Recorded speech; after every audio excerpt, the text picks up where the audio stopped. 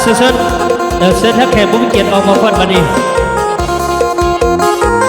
ออกมาพอดน้ำสองผู้บ่าวพี่แน่เนาะ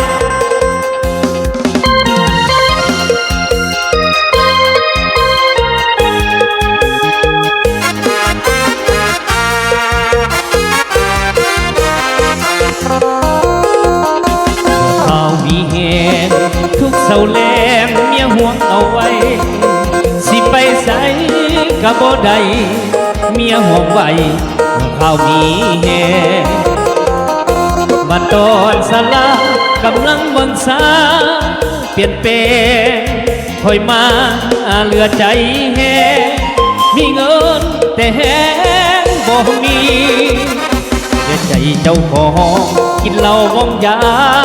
เบิดหลายขวดนั่งกัดแถวอยู่พวดดื่มเหล้าหลายขวดแหงยังบ่มีกินเหล้าวงยาเห็นพาให้นอนหลับดี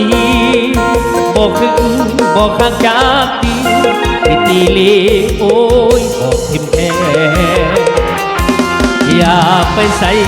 เมียปล่อยให้ไปบ่ห่วงหามไปแต่เศร้าจนคำเมียบ่นำผู้ว่าเปิดแหแนมเห็นผู้สา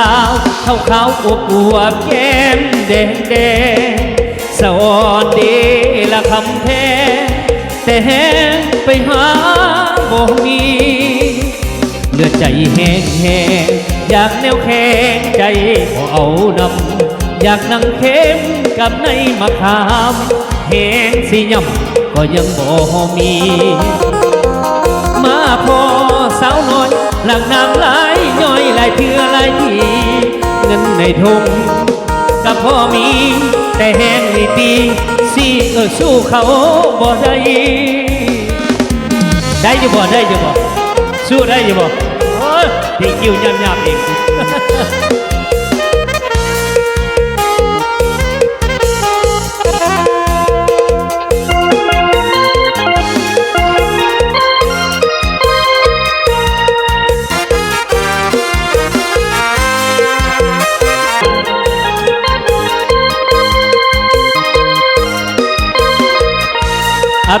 ต่อเด้อ